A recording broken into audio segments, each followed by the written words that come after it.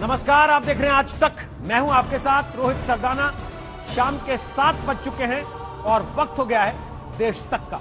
और देश तक में आज बात पश्चिम बंगाल की होगी। चुनाव भले ही बिहार में हो, लेकिन सियासत पश्चिम बंगाल की गरमाई हुई है। ममता सरकार के खिलाफ बीजेपी ने मोर्चा खोल दिया। बीजेपी ने आज मौन मार्च निकालकर राज्य सरकार को ललकारा। एक बीजेपी कार्यकर्ता की हत्या को लेकर बीजेपी ने कल नबन्ना मार्च निकाला था, जिसके बाद बंगाल की पुलिस ने बीजेपी कार्यकर्ताओं पर जमकर लाठियां बरसाई। बीजेपी के कई कार्यकर्ता घायल हो गए। पुलिस के इसी रवैये के खिलाफ आज बीजेपी ने सड़कों पर मौन मार्च के जरिए अपने गुस्से का इजहार किया। आपको बता दें कि अगले साल पश्चिम बंगाल में विधानसभा का चुनाव है और वहां बीजेपी टीएमसी के बीच लगातार टक्कर चल रही है।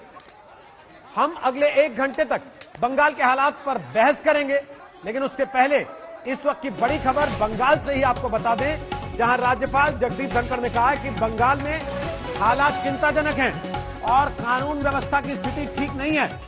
राज्यपाल धनखड़ ने सीधा निशाना साधा है मुख्यमंत्री ममता बनर्जी पर।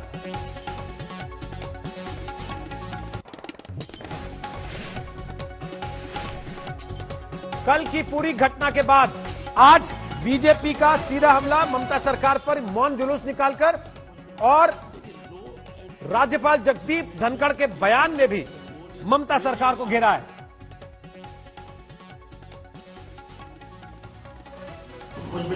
देखिए, law and order situation in the West Bengal is very alarming. We have terror outfits like Al कायदा.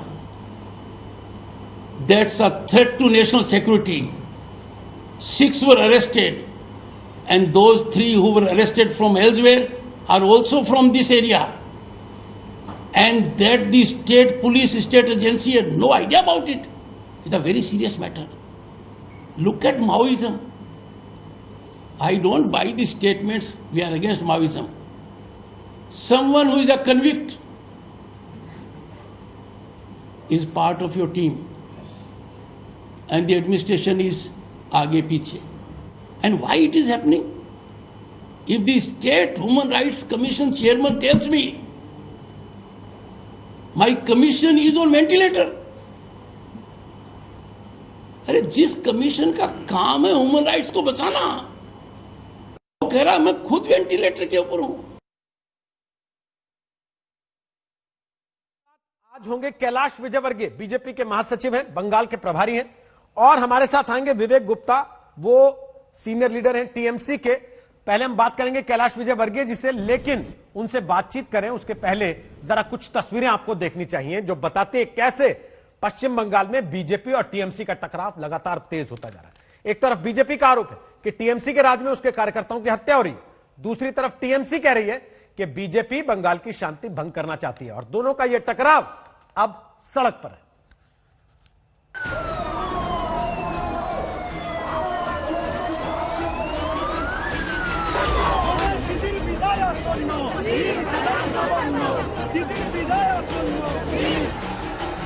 तो बंगाल की पुलिस ने लोकतंत्र को लाठी पर लिख दिया है। ममता बनर्जी के पुलिस वाले लाठी से नाप रहे हैं बीजेपी कार्यकर्ताओं की पीठ।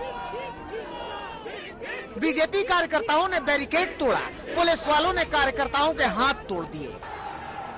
बीजेपी कार्यकर्ताओं ने नियम तोड़े, पुलिस वालों ने बीजेपी कार्यकर्ताओं की हड्डियां तोड़ दी। बीजेपी कार्यकर्ताओं ने हंगामा किया, ममता बनर्जी के पुलिस वालों ने बीजेपी कार्यकर्ताओं की हुर्मत उतार दी। तो पुलिस वालों ने किसी को दौड़ा कर पीटा, किसी को उठा कर पीटा, किसी को घसीट कर पीटा, किसी को गिरा कर पीटा। और हाँ, यहाँ ममता बनर्जी की पुलिस ने स्त्री और पुरुष का भेद खत्म कर दिया है। जैसे नौजवानों को पीटा, वैसे ही बुजुर्गों को पीटा, जैसे बुजुर्गों को पीटा, वैसे ही महिला को पीटा। किसी भी महिला के साथ पेश आने की न्यूनतम मर्यादा भी बंगाल की पुलिस लांघ गई। पुलिस वालों में किस कदर गुस्सा भरा पड़ा है, वो पुलिस अधिकारी के रिवॉल्वर लहराने और चीखने चिल्लाने से समझना आसान है। पुलिस कर्मियों को कुछ सूझ नहीं रहा था। खुद देखिए, बीजेपी नेता प्रियांगु पांडे की सुरक्षा में तैनात सिख सुरक्षा कर्मी को पुलिस ने सिर्फ पीटा नहीं है, बल्कि उसकी पग के साथ खिलवाड़ किया। नहीं, बिल्कुल पुलिस ने जिस प्रकार रवैया अपनाया है और जिस प्रकार से व्यवहार किया है, ये डेमोक्रेसी में नहीं चल सकती है। पुलिस कर्मचारी से हम उम्मीद नहीं कर सकते हैं। बास तोड़ना, पुलिस के द्वारा बम फेंकना, इस प्रकार बेरहमी से मारना हमारे कार्यकर्ताओं को, कितने लोग घायल हुए हैं और वो तड़प रहे रास्ते में, उसको उठाने के लिए भी पुलिस नहीं आया एम्बुलेंस लेकर के। ये अमानविक है, इसलिए इसका खिलाफ हम भी कार्रवाई करेंगे। मगर ये हंगामा क्यों बरपा, ये बवाल क्यों हुआ, ये तमाशा क्यों मचा? इन सवालों के जवाब में घुसेंगे तो सिर्फ राजनीति दिखेगी, और राजनीति दिखेगी तो मालूम चलेगा कि बंगाल की पूरी राजनीति पर खून की छींटें पड़ी हैं। किसी भी लोकतंत्र में राजनीतिक विरोधियों के बीच वैचारिक टकराव बहुत आम बात है, लेकिन बंगाल में ये वैचारिक टकराव हिंसा की धुरी बन जाता है। बंगाल में बीजेपी पूरा दमखम झोंकने के लिए तैयार है। वो किसी भी हाल में बंगाल का किला ध्वस्त करके ममता बनर्जी को सत्ता से उतार देना चाहती है, लेकिन ये टकराव खूनी खेल में तब्दील हो जाता है। ताजा मामला बीजेपी के एक नेता की हत्या का है। लगातार हो रही बीजेपी नेताओं के हत्या के खिलाफ बीजेपी ने ना बनना चलो आंदोलन किया, और उस आंदोलन की परिणति ये रही। The police of West Bengal, who are today functioning as puppets of Mamata Banerjee, with no respect for rule of law, they have been hand in glove with the goons of TMC and have inflicted barbaric damage on our karyakartas. BJP Bengal सरकार पर तानाशाही का आरोप लगा रही है, और बंगाल सरकार के मंत्री कह रहे हैं कि जो बीजेपी कर रही है वो आतंकवाद है। বিজেপি কোনো রাজনৈতিক দল না, সন্ত্রাসবাদীদের দল। সন্ত্রাস করে গুজরাটে করেছে, দিল্লিতে করেছে, উত্তরপ্রদেশে সন্ত্রাস চলছে। বাংলার শান্ত পরিবেশকেও নষ্ট করার চেষ্টা করছে। তাই এই সন্ত্রাসবাদীদের ঠিক করতে যা যা ব্যবস্থা, আমি পুলিশ প্রশাসনকে বলবো সেই সব ব্যবস্থা নেওয়ার জন্য। রাজনৈতিক দলের বোমা চালানো যায় না, রাজনৈতিক দলদের মিছিল থেকে গুলি চলে না, বন্দুক থাকে না। हिंसा के जरिए राजनीतिक हैसियत हासिल करने की कोशिश किसी भी सभ्य समाज में बर्दाश्त नहीं की जाती, लेकिन बंगाल में यही हो रहा है। ममता बनर्जी की पुलिस ने बंगाल बीजेपी के बड़े नेताओं के खिलाफ केस दर्ज कर लिया है। इधर बीजेपी मौन मार्च निकाल रही है। बंगाल बीजेपी के नेता दिलीप घोष की अगुवाई में पार्टी का एक डेलीगेशन आज मनीष शुक्ला के घर गया था। कहने का मतलब ये है कि 2021 में बंगाल में चुनाव है, लेकिन अभी से यहाँ भयानक तनाव है। कोलकाता से मनोज लोईवाल के साथ आज तक ब्यूरो। तो आपको बताया, जैसे हमने, हमारे साथ इस वक्त कैलाश विजयवर्गीय आ गए हैं, बीजेपी के नेता हैं, महासचिव हैं और पश्चिम बंगाल के प्रभारी हैं। कैलाश विजयवर्गीय, स्वागत है आपका आज तक पर। सबसे पहले आपका आरोप ये कि सरकार विपक्ष की आवाज दबाना चाहती है, आपके ऊपर तो आज केस भी दर्ज हुआ, शायद हमने सुना है। देखिए, बहुत सामान्य बात है, मेरे पास पहला केस नहीं, मेरे ऊपर बहुत सारे पहले भी केस लगे हुए हैं। आपको शायद आश्चर्य हुआ कि मेरे ऊपर एक ऐसा केस लगा है कि मेरे को बताने में भी शर्म आती है कि मैंने किसी अनाथ आश्रम के बच्चों को विदेश में बेचा, इस प्रकार का केस मुझ पर लगा हुआ है। और ये केस इस प्रकार के बहुत सारे कार्यकर्ताओं पे लगे हैं। मुकुल दा हमारे वरिष्ठ नेता हैं, जब बीजेपी में, जब टीएमसी में थे तो बहुत अच्छे थे, जैसे ही भारतीय जनता पार्टी में आए लगभग 50-55 केस लग गए उनके ऊपर, उसमें हत्या का केस भी है। अर्जुन सिंह जी हमारे सांसद हैं, जब वो टीएमसी में थे जब तक बहुत अच्छे थे। अब लगभग 100 से ज़्यादा केस अर्जुन सिंह जी के हो गए। मेरे ऊपर कम से कम 20 से ज़्यादा केस अलग अलग पूरे प्रदेश में लगे हुए हैं। तो इस प्रकार के झूठे केस लगाकर लोगों को परेशान करना, विपक्ष के लोगों को, ये ममता जी की पुलिस का बहुत पुराना कारनामा है।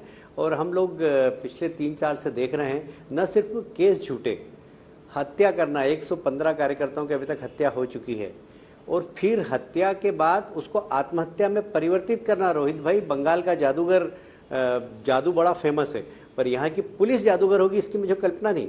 हमारे विधायक की हत्या होती है, उसको फांसी पे लटका दिया जाता है, पुलिस जांच करती है और उसको आत्महत्या में परिवर्तित कर देती है। तो ये जादू तो मैंने देश में कहीं पर भी नहीं देखा। ये जादूगर पुलिस सिर्फ बंगाल की है। बंगाल के जादू का नाम सुना था, पर पुलिस ऐसी जादूगर होगी इसकी मुझे कल्पना नहीं थी। लेकिन कैलाश जी, राजनीतिक विरोध के बीच कल जो घटना हुई, जिसको लेकर शिरोमणि अकाली दल के नेताओं ने ट्वीट भी किए और आपकी पार्टी के सिख नेताओं ने भी ट्वीट किए, बहुत सारे लोग ये कह रहे हैं कि एक ऐसी घटना जो कि अनइंटेंशनल थी, टीएमसी का कहना है कि अनइंटेंशनल थी, उसको आप लोग जानबूझ के राजनीतिक और सांप्रदायिक रंग देना चाहते हैं राजनीतिक फायदे के लिए। देखिए, ये हम नहीं कह रहे हैं, ये दुनिया कह रही है।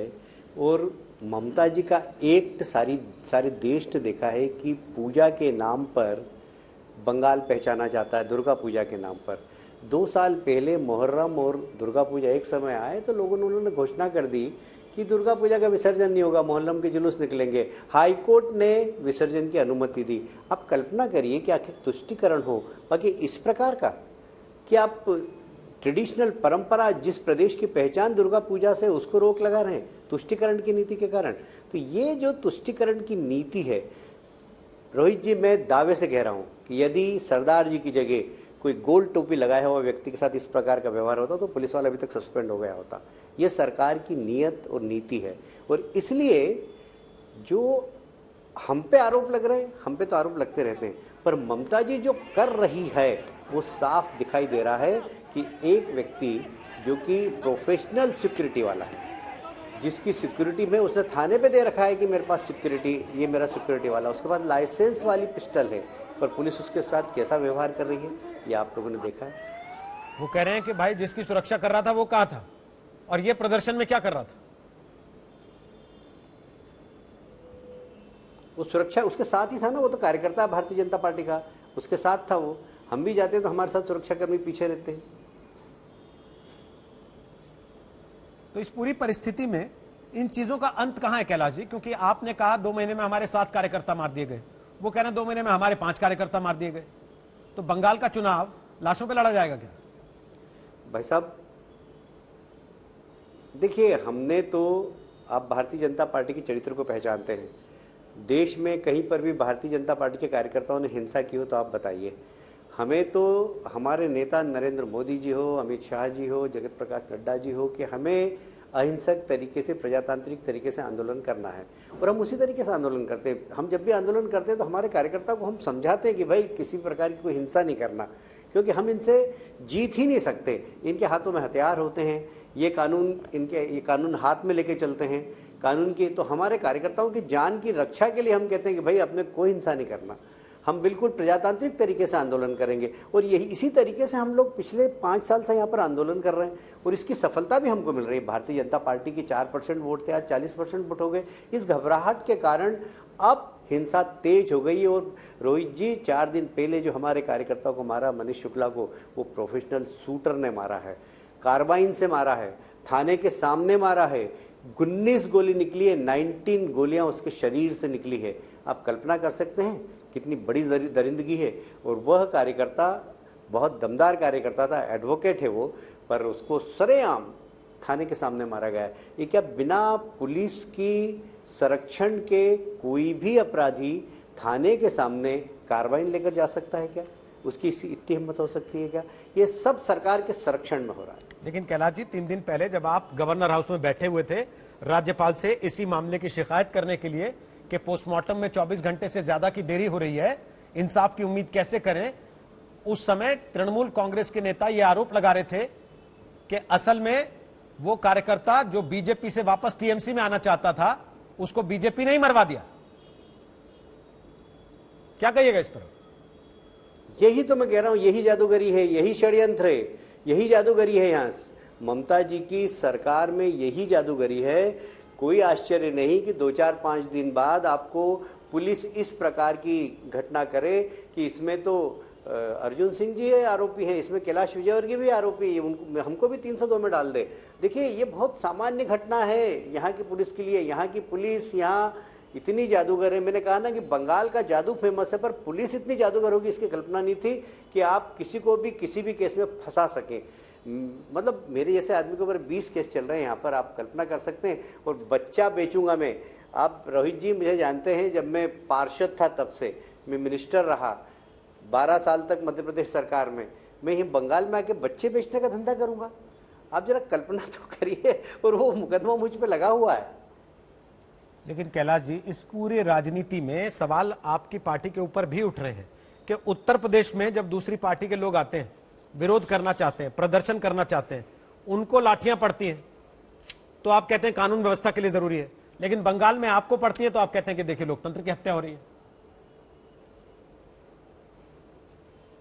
देखिए, मैं बंगाल के इशू में आपसे बात करता हूं। उत्तर प्रदेश के बारे में कोई मैं चर्चा नहीं करना चाहूंगा, क्योंकि उत्तर प्रदेश के लिए चर्चा करने के लिए बहुत सारे लोग हैं हमारे पास।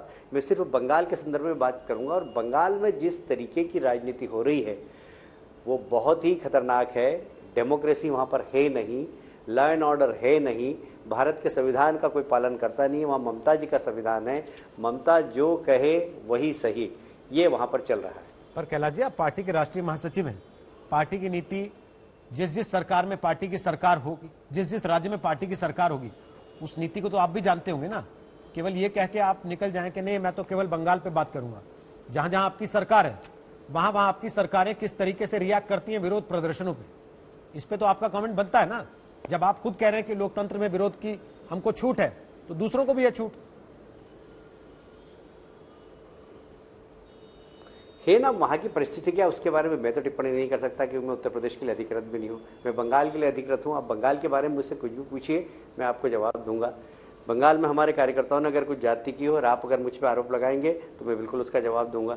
पर अब उत्तर प्रदेश, मध्य प्रदेश के बारे में भी आप चर्चा करेंगे तो विषय भटक जाएगा। मैं बंगाल तक ही रहना चाहता हूँ, क्योंकि मैं अधिकृत भी बंगाल के लिए हूँ। चलिए, आप बंगाल के लिए अधिकृत हैं तो ये बताइए, टीएमसी के नेता आपके ऊपर आरोप लगा रहे हैं, सरकार ने आरोप लगाया कि हावड़ा पर आपके सैकड़ों कार्यकर्ता थे, वो पुलिस पर पथराव कर रहे थे। देखिए रोहित जी, आपने भी वो वीडियो दिखाया है, कल मैंने देखा आज तक पे, कि पुलिस बम फेंक रही है, और वो मैंने ट्वीट भी किया है। और उस पे पुलिस बस को तोड़ रही है, पुलिस लात से मार रही है। वो सारे वीडियो मैंने अपने ट्विटर पे किए हैं लोड। पुलिस लातों से मारेगी कार्यकर्ताओं को, पुलिस बस तोड़ेगी, पुलिस बम फेंकेगी, पुलिस पथराव करेगी, ये सारे वीडियो हैं और सारे मेरे ट्विटर अकाउंट पे आप देख सकते हैं, सब मैंने लोड किए हुए हैं। ये बंगाल में बम का चक्कर क्या है सर? क्योंकि ये बार बार आरोप लगता है टीएमसी के कार्यकर्ता घर में बम बना रहे थे, घर में बम फट गया, खुद की मौत हो गई। वो आते हैं टीवी पर तो वो कहते हैं कि बीजेपी के कार्यकर्ता बम लेकर आए थे, उन्होंने बम फेंके थे, इसलिए हिंसा हुई। इतना बम आता कहां से बंगाल में? देखिए, बम यहाँ पर बहुत पुरानी परंपरा है, और आप यदि मुर्शिदाबाद, मालदा इस एरिया में चले जाएंगे, घर घर में बम वहाँ पर बनते हैं। आपके सीनियर पत्रकार हैं राहुल कंवर जी, एक बार मालदा गए थे, उन्होंने अफीम की खेती देखी। AK-47 कार्बाइन बेचने वाला एक व्यक्ति उनके पास आ गया, नकली नोट बेचने वाला व्यक्ति आ गया। आपने आधे घंटे का कार्यक्रम दिया था वो। तो ये बंगाल है, यहाँ अफीम की खेती भी होती है, यहाँ आपको AK-47 भी मिल जाएगी। यहाँ पर RBI की रिपोर्ट में है कि पहले नेपाल से सबसे ज्यादा फेक करेंसी आती थी, अब बंगाल से आ रही है। तो बंगाल तो अब असामाजिक गतिविधियों का केंद्र बन गया है। यहाँ पर अल कायदा ने अपना अड्डा बना लिया है। यहाँ पर नक्सलवादी, माओवादी वापस जंगल महल की तरफ आ गए हैं। एक बड़े नक्सलवादी को जमानत कराकर टीएमसी का ओहदा देकर उसको पुलिस सुरक्षा में और माओवादी गतिविधियों का संचालन में जंगल महल में कर रहा। बहुत जवाबदारी से और बहुत गंभीरता से बात कह रहा हूँ। तो यहाँ माओवाद भी पनप रहा है, नक्सलवाद पनप रहा है और आतंकवाद भी पनप रहा है। यहाँ अल कायदा के लोग आकर पिछले दिनों NIA ने पकड़े हैं। तो कुल मिलाकर बंगाल में अराजकता की स्थिति, और ममता जी को सिर्फ कुर्सी की चिंता, और वो कुर्सी के लिए कुछ भी कर रही है। कुर्सी के लिए कर रही है, बीजेपी को रोकने के लिए? दोनों ही बात है। वो कुर्सी से बीजेपी को तो आने से रोक ही नहीं सकती, क्योंकि जनता ने तय कर लिया। जिस तरीके से जनता का स्नेह प्यार हमको मिल रहा है, उस घबराहट में उन्होंने हिंसा की राजनीति तेज कर दी है। बहुत बहुत शुक्रिया कैलाश विजयवर्गीय, प्रभारी बंगाल के बीजेपी के। कह रहे हैं केवल बंगाल पे बात कीजिए, बंगाल के लिए मैं जवाब दे हूं। बंगाल में मेरे कार्यकर्ता जो कह रहे हैं उस पर मैं बोलूंगा। प्रियंका टिब्बरवाल और विवेक गुप्ता, दो लोग हमारे साथ इस वक्त आ गए हैं। प्रियंका बीजेपी की नेता हैं और विवेक गुप्ता तृणमूल कांग्रेस के नेता हैं। विवेक जी, आपने कैलाश विजयवर्गीय की सारी बातें सुनी, क्या कहिएगा? वो सारा आरोप पश्चिम बंगाल की सरकार पे लगा रहे हैं। सर, बीजेपी केंद्र सरकार में है, बीजेपी जो चाहे कर सकती है, जो चाहे बोल सकती है। हम लोगों को चुपचाप सुनने का मतलब ऑर्डर दे सकती है कि आप चुपचाप रहिए, आप बोलिए मत। सर फैक्ट ये है कि इस रैली के पहले आप एक बात बताइए, मैं बार बार एक चीज दोहराना चाहता हूँ और आपको धन्यवाद देना चाहता हूँ क्योंकि बहुत कुछ जो मैं कहना चाहता था आपने वो सवाल पूछ लिए हैं कि इस कोरोना टाइम में इन्होंने अपने गृह मंत्री का जिक्र किया, अमित शाह जी का, जो हमारे देश के गृह मंत्री हैं, उन्हीं के मंत्रालय ने एक ऑर्डर जारी किया है कि कहीं पर भी पॉलिटिकल रैली आप मत करिए और 100 से ज्यादा लोगों की भीड़ मत करिए। ऐसी आज तो पश्चिम बंगाल में चुनाव नहीं हो रहा था, तो ऐसी क्या इनको इतनी जरूरत पड़ गई थी कि आज ही रैली निकालना था, इतनी बड़ी तादाद में निकालना था और लॉ एंड ऑर्डर को ऐसे चैलेंज करते हुए निकालना जरूरी है। टीएमसी के लिए आज आप पुलिस को अगर अटैक करेंगे तो क्या पुलिस अपने आप को डिफेंड नहीं करेगी? और क्या मुझे मालूम है मेरे कैलाश जी जो है मेरे अति प्रिय हैं और मेरे से बहुत वरिष्ठ हैं और उन्होंने कहा है कि मैं उत्तर प्रदेश के बारे में बात नहीं कहूंगा, मगर मैं खाली दर्शाना चाहता हूं कि जब यहाँ पे इनके कार्यकर्ताओं के साथ ये कह रहे हैं कि इनके कार्यकर्ताओं के साथ बुरा व्यवहार हुआ, हमारी तो लेडी एमपी शेड्यूल कास्ट की प्रतिमा मंडल जो है जब यूपी में हाथरस के पीड़िता के साथ जा रही थी, मतलब एक औरत महिला ऊपर से शेड्यूल कास्ट, उसको वो वीडियो भी ट्वीट किया गया, हम लोगों ने, हमारी पार्टी ने ट्वीट किया है, कैसे पुलिस ने घसीटा है जमीन पर उसको, जैसे कि महाभारत में द्रौपदी को घसीटा गया था। तो विवेक जी पकड़ के उसका बदला आपने वो सिख सुरक्षा गार्ड से लिया, उसी तरीके से घसीट के, उसकी पगड़ी उतार के, उसको डंडे मार के, एक समुदाय को बेइज्जत करके। विवेक जी जी हेलो, शायद विवेक जी तक आवाज नहीं जा रही है, वापस आते हैं। विवेक और प्रियंका टिब्बरवाल आप दोनों रहिए हमारे साथ, बात करेंगे आपसे, लेकिन बाबुल सुप्रियो हमारे साथ आ गए हैं, केंद्रीय मंत्री हैं। स्वागत है बाबुल सुप्रियो आपका आज तक पर। बात हो रही है इस चीज को लेकर जो बंगाल में पूरा घटनाक्रम हुआ और टीएमसी के नेता ये सवाल उठा रहे हैं कि भाई जब कोरोना चल रहा है, गाइडलाइंस लागू हैं, तो ऐसी क्या जल्दी थी कि आप इतनी भीड़ जुटाएं और आज फिर मौन यात्रा के नाम पर भीड़ जुटाएं दोबारा से? बाबुल सुप्रियो जी।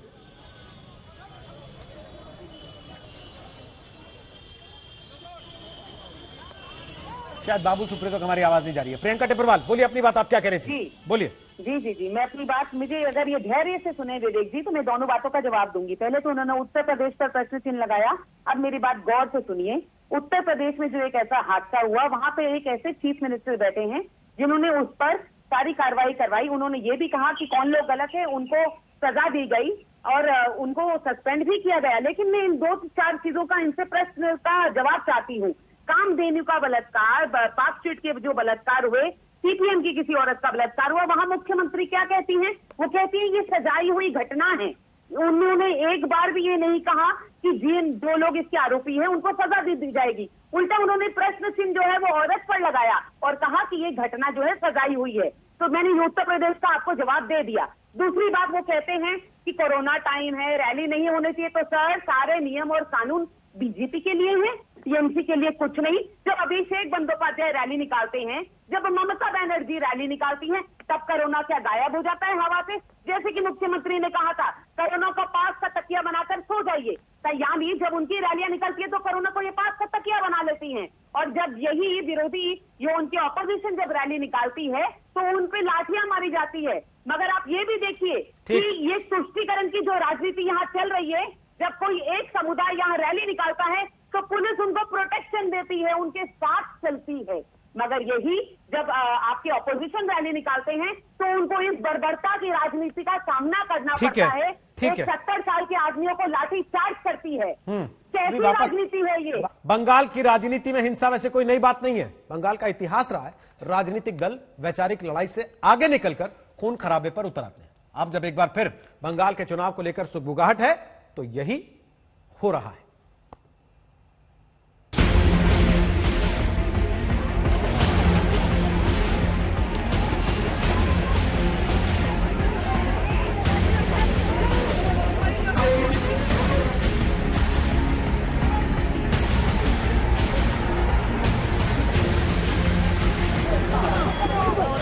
चार अक्टूबर को बीजेपी नेता की गोली मारकर हत्या,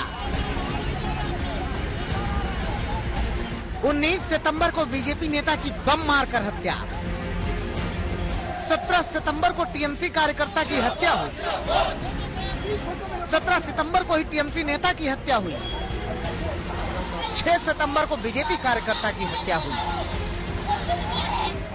चुनाव की सुगबुगाहट से ही बंगाल की गलियां गर्दिश में चली जाती हैं।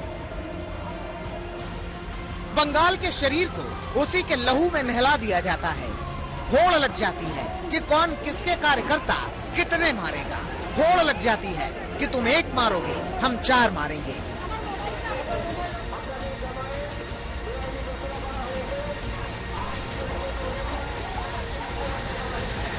और डिजास्टर मैनेजमेंट एक्ट खाली हमारे लिए, कानून हमारे लिए, तो इसलिए जो उन्होंने शुरू किया हम बंगाल में सब उनकी अनुप्रेरणा से करते हैं, हमने भी वही किया है, लेकिन हम फंस गए। इसके बीच में 10-15 कार्यकर्ताओं की हत्या हुई है इस कोविड संक्रमण काल में भी, और उनको हम श्रद्धांजलि देने गए, उनके अंत्येष्टि में गए, वहां भी एफआईआर होता है हमारे नाम पर, हमारे कार्यकर्ताओं के ऊपर। ये कौन सा तरीका है, कौन सी मानविकता है? सारा खूनी खेल सत्ता के लिए है। 30 साल से ज्यादा तक बंगाल की राजनीति में वाम दलों का शासन था। वाम दल स्वभाव से आक्रोशित थे, उनकी वही राजनीति थी, लेकिन ममता बनर्जी के तीखे तेवर और वामपंथियों की तर्ज पर उनकी राजनीति ने दुनिया की सबसे पुरानी निर्वाचित कम्युनिस्ट पार्टी की जड़ों को हिला के रख दिया। उन्होंने उखाड़ के फेंक दिए सत्ता के मठ और बनाया अपना किला, ऐसा किला जिसके दरो दीवार ममता बनर्जी ने खुद रचे। देखिए, law and order situation in the West Bengal is very alarming. We have terror outfits like Al Qaeda. That's a threat to national security. 6 were arrested, and those 3 who were arrested from elsewhere are also from this area. And that the state police, state agency had no idea about it. It's a very serious matter. लेकिन केंद्र की सत्ता में BJP आई तो उसकी नजर बंगाल पर गई, क्योंकि एक तरफ सूबा दर सूबा जीतती चली जा रही बीजेपी के 18 सांसद ममता बनर्जी के गढ़ में जीते थे। बीजेपी को यहीं से लगा कि अगर थोड़ी हिम्मत दिखाई जाए तो ममता सरकार को बंगाल की सत्ता से उखाड़ा जा सकता है। बीजेपी ने बंगाल में डेरा डाल दिया, कोई अलग फॉर्मूला नहीं अपनाया, बस जैसे को तैसा करना शुरू किया। जिस तरह से राजनीति करके ममता ने कम्युनिस्ट पार्टी को सत्ता से बाहर किया, बीजेपी ने भी वही लकीर पकड़ ली। अब आलम यह है कि दोनों तरफ से भयानक खून खराबा है। बीजेपी पूरा दम लगाए हुए है और ममता बनर्जी किसी भी सूरत में बंगाल में बीजेपी के पांव टिकने नहीं देना चाहती। कहने का मतलब ये है, चुनाव 2021 में है, लेकिन महाभारत अभी से मच गई है। कोलकाता से मनोज लोहिवाल के साथ आज तक ब्यूरो।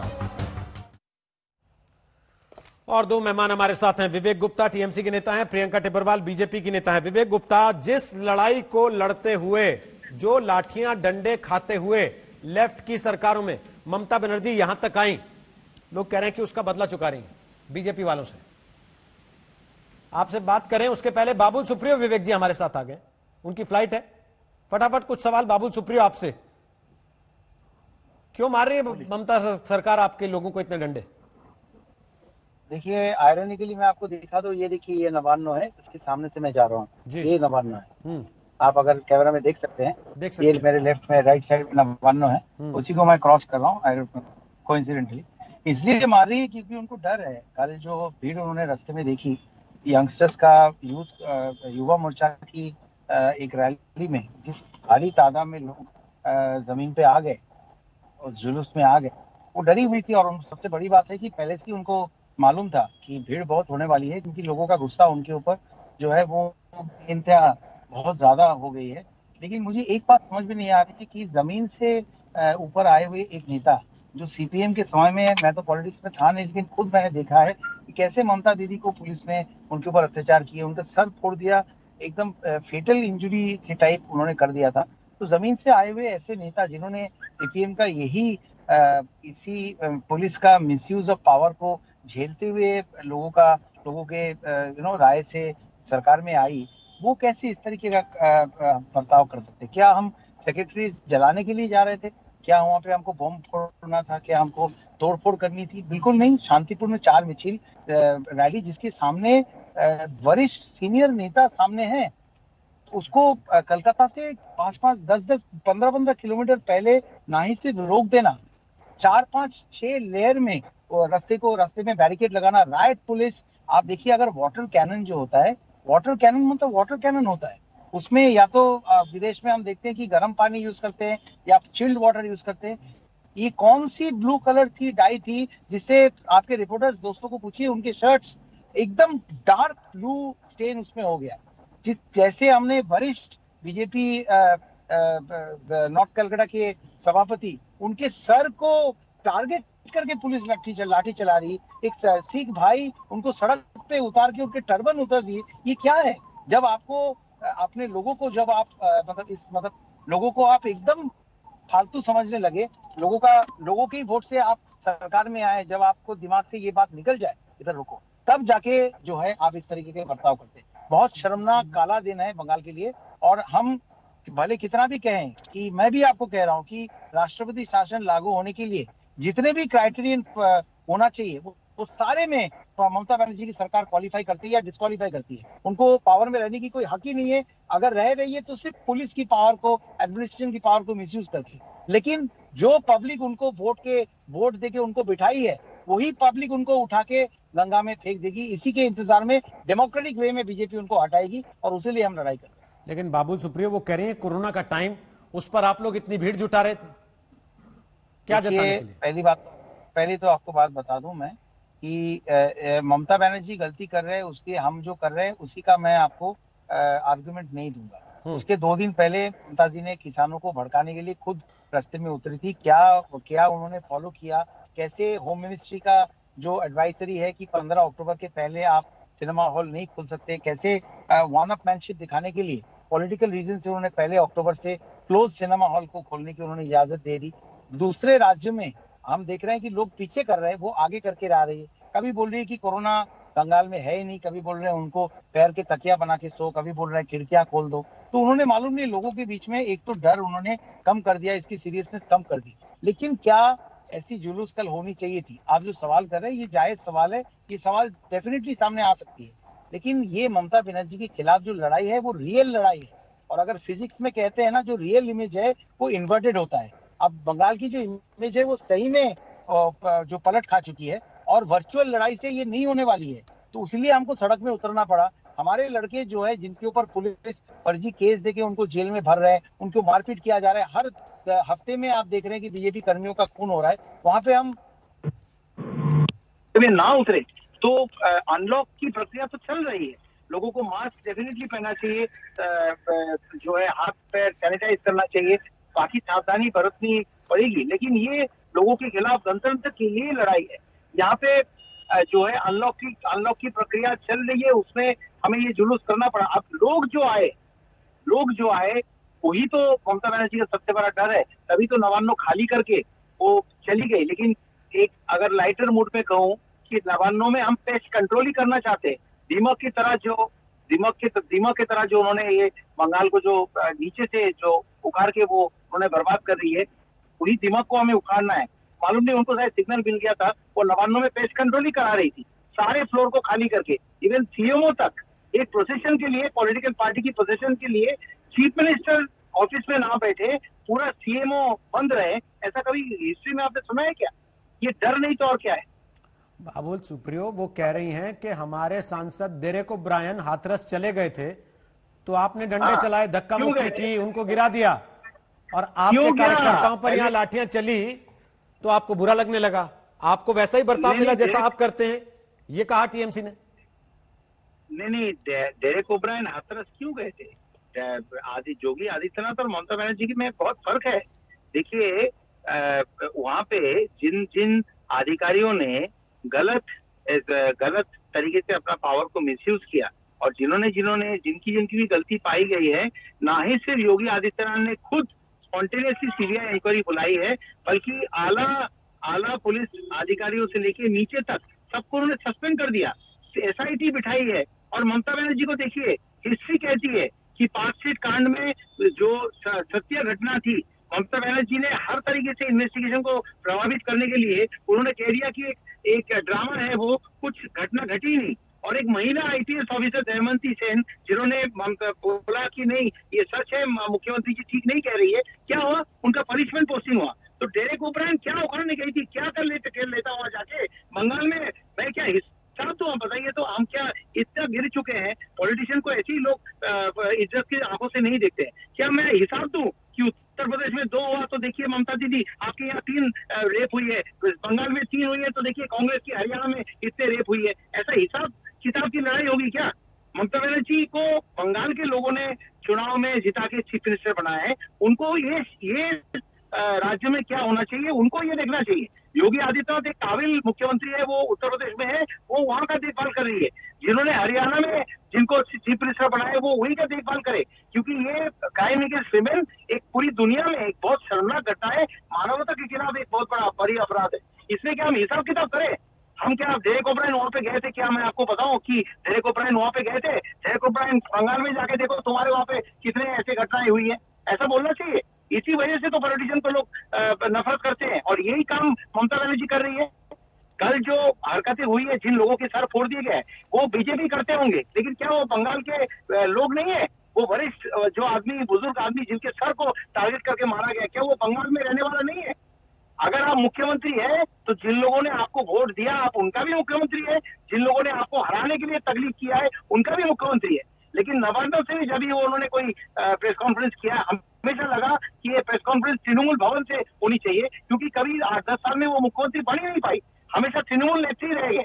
नहीं तो 120 से ज्यादा बीजेपी कर्मियों की हत्या हुई है। कभी आपने सुना है कि उन्होंने कहा कि एक बार मैं विप्लव भाई जो हमारे हैं त्रिपुरा में, उनको मैं बहुत मैं उनका धन्यवाद दूंगा, उनका नाम यहाँ पे मैं लेके आऊंगा। वो जीतने के बाद उन्होंने कहा था कि सारे जो गलत ऑफिसेस बने हैं, गलत जगह पे सरकारी जमीन में ऑफिस बने हैं, वो सरकार तोड़ेगी, पॉलिटिकली नहीं तोड़ेगी। जितने भी ऑफिसेस बने हैं वो तोड़ेंगी। और कलकत्ता में मेरे सामने आप लोगों का एक कॉन्फ्रेंस था, वहां पे उन्होंने बोली थी बात, एक लाइन बोली थी कि कोई भी पॉलिटिकल किलिंग नहीं हुई है। यही हम एक चीफ मिनिस्टर से एक्सपेक्ट करते हैं। कोई भी इंसान यहाँ पे ईडन गार्डन्स मेरे आंखों के सामने है, दिख रही है, वहाँ पे 16 अगस्त 1980s में मोहन बगान ईस्ट बंगाल के एक मैच में 16 बहुत लोग मारे गए थे, मेरे ख्याल से 16।